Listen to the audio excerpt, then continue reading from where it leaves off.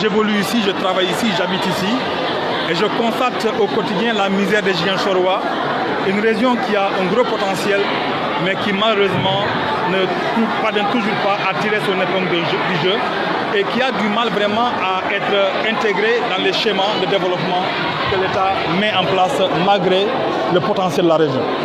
Donc c'est pour un tout petit peu être un modèle, mais également contribuer à relever le standard de vie des populations de Ziguinchor, afin que vraiment nous puissions être intégrés convenablement dans l'ensemble sénégalais, parce qu'il faut le dire, très souvent ce qui crée des frustrations, ce qui crée la marginalisation, c'est des inégalités horizontales.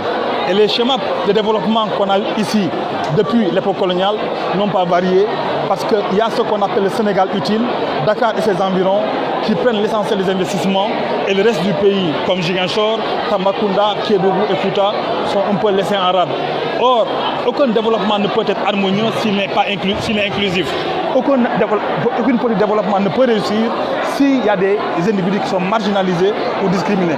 Voilà pourquoi on se dit qu'on va assumer notre casamacité dans le Sénégal, parce qu'il faut créer un lien, il faut préserver l'État-nation, mais en mettant en avant des individus qui ont un savoir-faire pour que le développement soit inclusif, harmonieux, que ça concerne tout le pays. La situation économique et sociale de Ziguinchor, elle est désastreuse, elle est chaotique. Je l'ai dit, quand on voit le potentiel de cette région-là, mais on se dit quel gâchis finalement. Vous avez un fleuve, vous avez un port, vous avez un aéroport, secondé par un autre aéroport au Cap Skirring qui n'est pas loin. Vous avez une université publique, vous avez des universités privées, vous avez une jeunesse à la fleur de l'âge, n'est-ce pas? Vous êtes dans une région carrefour. Mais tout cela est un potentiel énorme. Regardez le secteur bancaire.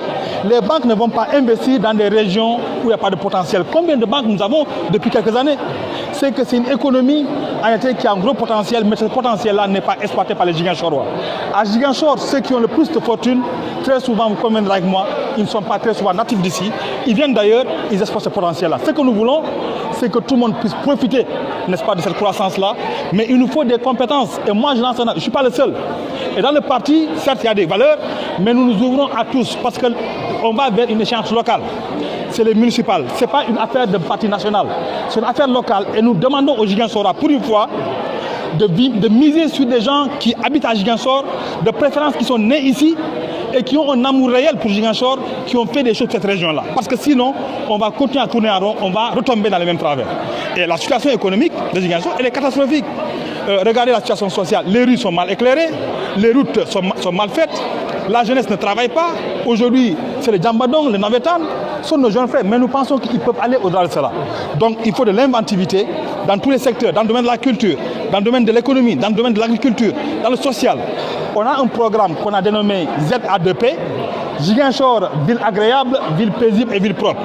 Bientôt, nous allons le partager avec les Ziguinchorois. Et donc, c'est ce que nous voulons faire. Et nous comptons aussi sur vous qui êtes les hommes de médias pour que nous puissions aller vers un débat public. Que les différents candidats puissent se signaler et que vous, au niveau du mémorial du Diola, que vous invitiez tous les candidats à venir à un débat pour présenter le projet aux Ziguinchorois, mais également discuter de la faisabilité des progrès. Il ne faut pas qu'on nous vende des illusions. Beaucoup de candidats sont venus avec des promesses sans un savoir-faire, et nous pensons que vous, les hommes des médias, vous avez un rôle à jouer pour que le Sénégal, comme les autres pays de l'Occident, qu'il y ait un débat contradictoire.